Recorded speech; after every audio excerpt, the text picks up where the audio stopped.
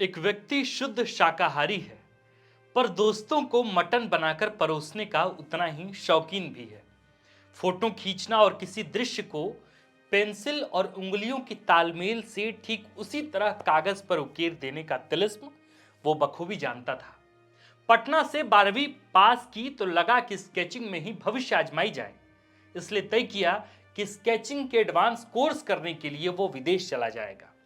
जानकार कहते हैं कि विदेश जाना तो तय हो ही गया था। विदेश में स्केचिंग के एडवांस कोर्स में दाखिला लेने का काम भी आखिरी चरण में ही था। पर ऐन मौके पर उस वक्त उस बेटे के बाबा यानी पिता ने विदेश जाने से अपने पुत्र को रोक दिया। तो सवाल है कि पिता थे कौन, जिन्होंने राजनीतिक भविष्य को तनी हुई भ्रिकुटी से एकटक देखते ही अपने पुत्र को कह दिया था कि झारखंड छोड़कर तुम बाहर नहीं जा सकते, जो भी करना है झारखंड में रहकर ही करो। और पुत्र थे कि बाबा के इनकार के बाद फूट फूट कर इतना रोए कि लगा कि आसमान ही सर पर उठा लिया है। पिता, जिन्हें समूचा भारत दिशोम गुरु यानी शिबू सोरेन के नाम से जानता है, और पुत्र जो स्केचिंग में दाखिला की इजाजत नहीं मिलने पर फूट फूट कर उस रोज रोए, उसे दुनिया झारखंड की सियासत का धुरी मानकर मुख्यमंत्री हेमंत सोरेन कहती है। आज मुख्यमंत्री हेमंत सोरेन 48 साल के हो गए हैं। उनके जन्मदिन पर देश के प्रधानमंत्री नरेंद्र मोदी से लेकर झारखंड भाजपा प्रदेश अध्यक्ष बाबूलाल मरांडी तक ने उनके दीर्घायु होने की कामना की है। आज मुख्यमंत्री हेमंत सोरेन के जन्मदिन पर सुनाते हैं आपको मुख्यमंत्री हेमंत सोरेन से जुड़ी उनकी दिलचस्प राजनीतिक कहानियां। हेमंत सोरेन का जन्म 10 अगस्त 1975 को रामगढ़ जिले के सुदूर नेमरा गांव में हुआ था। लिहाजा वो गांव का दर्द और मर्म दोनों ही करीने से समझते हैं। जब हेमंत का जन्म हुआ, उसी वर्ष के आसपास ही उस पार्टी का भी जन्म हुआ था जिस पार्टी के केंद्रीय महासचिव रहते हुए खुद उनके पिता शिबू सोरेन झारखंड के मुख्यमंत्री बने थे। और फिर एक दिन ऐसा भी आया जब पुत्र हेमंत सोरेन इसी झामुमो के कार्यकारी अध्यक्ष रहते हुए पार्टी का चुनाव प्रबंधन भी किया और झारखंड की सियासत में ऐसी जीत दर्ज की कि भाजपा जैसी आक्रामक चुनाव लड़ने वाली पार्टी भी चारों खाने चित हो गई। हेमंत सोरेन की मां रूपी सोरेन चाहती थी कि उनका बेटा हेमंत पढ़ लिखकर बड़ा इंजीनियर बने, लेकिन हेमंत ने 12वीं तक की पढ़ाई की। बोकारो पटना में पढ़ाई के बाद बीआईटी मेसरा में इंजीनियरिंग में दाखिला लिया, पर फिर राजनीति के काम में जिम्मेदारी इतनी बढ़ गई कि इंजीनियरिंग की राह अधर में ही छूट गई। आखिरकार हेमंत को राजनीति ही रास आई। हेमंत इन दोनों राजनीति में बिल्कुल नए नए थे। हेमंत ने 2003 में छात्र मोर्चा की राजनीति शुरू की थी। पिता शिबू सोरेन तो राजनीति के माहिर खिलाड़ी थे, वे राजनीति की हर एक चाल से वाकिफ थे। इसलिए हेमंत को राजनीति में राह दिखाने के लिए दिशोम गुरु शिबू सोरेन काफी साबित हुए। शिबू सोरेन ने एक तरीके से हेमंत के लिए मैदान तैयार कर ली थी। हेमंत को बस था कि वो सुनियोजित तरीके से झारखंड की सियासत में टेक ऑफ करें। साल 2009 हेमंत सोरेन का राजनीतिक जीवन में औपचारिक प्रवेश का साल था। साल 2009 में ही हेमंत सोरेन राज्यसभा के सदस्य निर्वाचित हुए, पर बतौर राज्यसभा सांसद उनका कार्यकाल बहुत ज्यादा लंबा नहीं रहा। चंद महीने तक राज्यसभा सांसद रहे हेमंत ने राज्यसभा की सदस्यता से इस्तीफा दे दिया। वजह था साल 2009 में होने वाला झारखंड विधानसभा का चुनाव। साल 2009 के दिसंबर महीने में झारखंड में विधानसभा के चुनाव होने थे। हेमंत ने राज्यसभा से इस्तीफा देने के बाद दुमका विधानसभा सीट से अपना पर्चा दाखिल कर दिया। साल 2009 के उस झारखंड विधानसभा चुनाव में दुमका सीट पर हेमंत की प्रबल प्रतिद्वंदी थी भाजपा की लुइस मरांडी। भाजपा की लुइस मरांडी को दुमका विधानसभा सीट पर वोट हासिल हुए 32,460, जबकि पहली बार विधानसभा चुनाव लड़ रहे झामुमो के हेमंत सोरेन को वोट हासिल हुए कुल 35,129, यानी मात्र 2,670 वोट के अंतर से हेमंत सोरेन किसी तरह जीत हासिल कर झारखंड विधानसभा पहुंचे थे। यानी झारखंड की सियासत में हेमंत सोरेन की औपचारिक एंट्री की शुरुआत हुई साल 2009 में, वो भी उस दुमका विधानसभा सीट से जिसके दुमका लोकसभा सीट पर शिबू सोरेन की एक समय तूती बोला करती थी। दुमका में साल 2009 में जीत हासिल के बाद हेमंत का कद अचानक बढ़ गया। देखते ही देखते हेमंत अब 18 सदस्यों वाली झामुमो पार्टी के कद्दावर नेता बन गए थे। साल 2009 के झारखंड विधानसभा चुनाव में राज्य में बीजेपी को 18, झामुमो को भी 18, कांग्रेस को 14, झारखंड विकास मोर्चा को 11, आजसू को 5, राजद को 5 और अन्य को 8 सीटें हासिल हुई थी। 2009 के झारखंड विधानसभा चुनाव के नतीजे आए तो शिबू सोरेन 30 दिसंबर 2009 को भाजपा संग गठबंधन कर राज्य के मुख्यमंत्री बन गए। पर पार्टी विधायकों को संतुष्ट रखने के लिए हेमंत सोरेन शिबू सोरेन के कैबिनेट में शामिल नहीं हो सके। भाजपा के गठबंधन के सहारे शिबू सोरेन की साल 2009 में चल रही सरकार ज्यादा दिन तक टिक नहीं सकी। मात्र 5 महीने में ही भाजपा झामुमो की गठबंधन वाली सरकार गिर गई, जिसके मुखिया शिबू सोरेन ही थे। शिबू सोरेन को मुख्यमंत्री पद गंवाना पड़ा।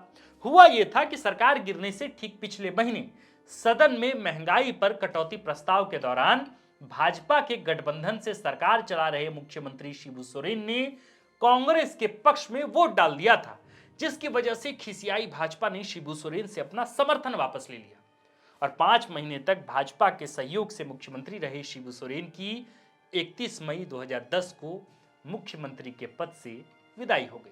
जिसके बाद तो झारखंड में राष्ट्रपति शासन ही लगा दिया गया।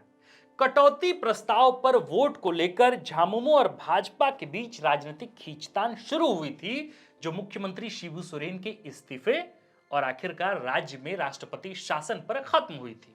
यह सरकार सिर्फ 5 महीने चल सकी थी। 3.5 महीने के राजनीतिक गतिरोध के बाद अर्जुन मुंडा ने झामुमो, जदयू, आजसू और 2 निर्दलीय विधायकों के साथ मिलकर सरकार बनाने का फैसला किया। कब? 11 सितंबर 2010 को। शिबू सोरेन की सरकार गिरने के बाद 3 महीने तक राष्ट्रपति शासन लगा रहा और फिर राष्ट्रपति शासन खत्म होने के बाद अर्जुन मुंडा झारखंड के 8वें मुख्यमंत्री बनने में सफल रहे। 2010 में भाजपा के अर्जुन मुंडा की सरकार बनी तो समर्थन के बदले शिबू सोरेन ने हेमंत को डिप्टी सीएम बनवाया। शिबू सोरेन एक सोची समझी रणनीति के तहत हेमंत को प्रोजेक्ट कर रहे थे। वे जानते थे कि झामुमो में उनके बाद पार्टी का दारोमदार हेमंत को सौंपना है, इसलिए जरूरी था कि उनके वारिस हेमंत सोरेन नजदीक से पूरी व्यवस्था का हिस्सा बनकर सारे समीकरणों को अच्छी तरह समझ सके। अर्जुन मुंडा अगर झामुमो की सहयोग से झारखंड के 8वें मुख्यमंत्री बने तो मात्र 35 बरस की उम्र में हेमंत भी झारखंड के उप मुख्यमंत्री बन सत्ता का स्वाद चखना शुरू कर दिए थे। मंत्री बनने के बाद हेमंत सियासत की दांवपेच से रूबरू होते चले गए। ये वो दौर था जब उप मुख्यमंत्री हेमंत राजनीतिक हवा का रुख भांपते हुए सीएम बनने का ताना बाना जल्द ही बुनना शुरू कर चुके थे। झारखंड के तत्कालीन उप मुख्यमंत्री हेमंत सोरेन के ताने बाने बुनने की वजह से ही अर्जुन मुंडा की सरकार भी ज्यादा दिन टिक नहीं सकी और मुख्यमंत्री अर्जुन मुंडा की सरकार को गिराने की रणनीति उप मुख्यमंत्री हेमंत सोरेन ने खुद ही बनाई थी। हेमंत दिसंबर 2012 से ही अर्जुन मुंडा को रिप्लेस करने की तैयारी कर रहे थे।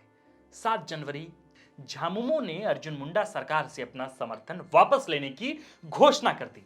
हेमंत और झामुमो का कहना था कि बीजेपी से उसका समझौता हुआ था कि दोनों पार्टियां 28 महीने तक सरकार चलाएंगी, लेकिन अर्जुन मुंडा इसके लिए तैयार नहीं हुए।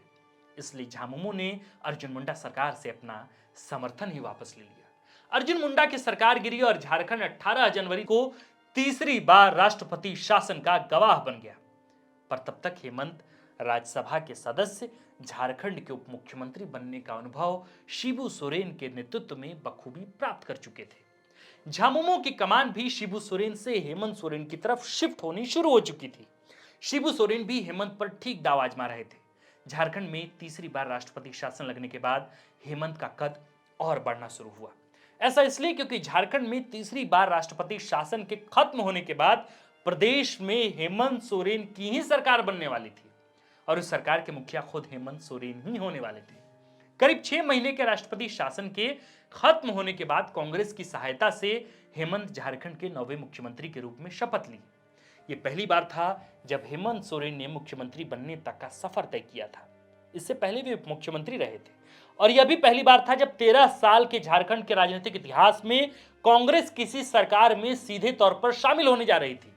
हेमंत बस इसलिए कांग्रेस के समर्थन से झारखंड के तब मुख्यमंत्री बन सके थे क्योंकि झामुमो और कांग्रेस में यह सहमति पहले ही बन चुकी थी कि आगामी लोकसभा चुनाव में यानी 2014 के लोकसभा चुनाव में झारखंड के 14 लोकसभा सीट पर कांग्रेस 10 सीटों पर और झामुमो 4 लोकसभा सीटों पर गठबंधन कर चुनाव लड़ेगी। बहरहाल हेमंत सोरेन की सरकार भी जल्द ही आलोचनाओं का शिकार होने लगी, क्योंकि कांग्रेस विधायक चंद्रशेखर दुबे समेत सरकार को समर्थन दे रहे 2 निर्दलीय विधायक बंधु तिर्की, चमरा लिंडा तृणमूल कांग्रेस में शामिल हो गए। इनके अलावा झामुमो विधायक हेमलाल मुर्मू भी भाजपा में शामिल हो गए थे। हेमंत पर सरकार अल्पमत में चलाने का आरोप लगा। फिर साल आया 2014।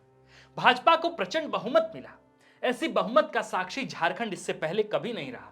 पहली बार झारखंड की जनता ने स्पष्ट जनादेश दिया था और झारखंड की जनता चाहती थी कि प्रदेश में अस्थायी सरकार बने। खंडित जनादेश और 3 बार राष्ट्रपति शासन से झारखंड की जनता थक चुकी थी, इसलिए भाजपा के पक्ष में नतीजे अप्रत्याशित आए। भाजपा को साल 2014 में स्पष्ट बहुमत मिला, जबकि उप मुख्यमंत्री से मुख्यमंत्री बने हेमंत को 5 साल का लंबा राजनीतिक वनवास जनता ने ही दिया था। हेमंत ने हार नहीं मानी। झारखंड के पहले गैर आदिवासी मुख्यमंत्री रघुवर दास के खिलाफ वे लगातार झारखंड के अलग अलग जिलों में यात्रा करते रहे, विरोध प्रदर्शनों में हिस्सा लेते रहे। देखते देखते 5 बरस भी गुजर गए। 2019 का साल आया। झारखंड में फिर से विधानसभा के चुनाव हुए। हेमंत को अपनी मेहनत का प्रतिफल मिलने जा रहा था। हेमंत ने स्पष्ट जनादेश वाली रघुवर दास की सरकार को मात देकर झामुमो, कांग्रेस और आरजेडी के सहयोग से अपनी सरकार खड़ी कर ली। हेमंत ने इस जीत से यह बता दिया था कि वे झारखंड की सियासत में इग्नोर किए जाने वाले नेताओं में नहीं हैं। हेमंत की जीत तो हुई थी, पर भाजपा को इस जीत से जो झटका लगा था, उससे आजसू भाजपा के खेमे में भी हड़कंप मचा हुआ था। इस हार की विवशता यही रही कि भाजपा और आजसू को एक साथ आना पड़ा। हालांकि राजनीतिक इम्तिहान अभी बाकी है, क्योंकि 24 का मेगा शो की तैयारी के लिए अब झारखंड धीरे धीरे तैयार हो रहा है। अब देखना होगा कि 48 वर्षीय हेमंत आज जब अपना जन्मदिन मना रहे हैं, तब रांची से दिल्ली के लिए निकले बाबूलाल क्या महत्वपूर्ण सियासी खिचड़ी पका रहे हैं। तो आज मुख्यमंत्री हेमंत सोरेन का 48वां जन्मदिन है। मुख्यमंत्री हेमंत सोरेन आज अपना बर्थडे सेलिब्रेट कर रहे हैं। इसके अलावा उन्हें खूब सारी बधाइयां भी मिल रही है। द फोर्थ पिलर के भी तरफ से अपने मुख्यमंत्री को हम बधाई देते हैं। बस यही अपेक्षा करेंगे और जनता यही अपेक्षा आज करती है मुख्यमंत्री हेमंत सोरेन से कि लोकतंत्र बचा रहे, हमारे झारखंड का विकास होता रहे, झारखंड अपने जल जंगल जमीन की लड़ाई को और प्रखर आवाज देता रहे। बस अपने नेता से, जो झारखंड के मुख्यमंत्री हैं, उनसे झारखंड के रहवासियों की, झारखंड के मूलवासियों की और झारखंड के पत्रकारों की भी यही विनती हो सकती है। बाकी द फोर्थ पिलर की तरफ से भी आज मुख्यमंत्री हेमंत सोरेन को बहुत बहुत शुभकामनाएं। मैं हूं आकाश, आप देख रहे थे द फोर्थ पिलर और कैमरे के पीछे हैं अभिषेक। शुक्रिया। अगर आप चाहते हैं कि हमारे वीडियोस का नोटिफिकेशन आपको बिना देरी के मिलता रहे, तो आप इस चैनल को फॉलो और सब्सक्राइब जरूर कर लें। बाकी आप हमारे काम को लेकर कोई सुझाव हमें देना चाहते हो तो कमेंट बॉक्स में आप सादर आमंत्रित हैं। इसके अलावा हमारे वीडियोस आपको अलग अलग ठिकानों जैसे फेसबुक, इंस्टाग्राम, ट्विटर पर भी देखने को मिलेंगे, जिसके लिंक डिस्क्रिप्शन में डाल दिए गए हैं। शुक्रिया।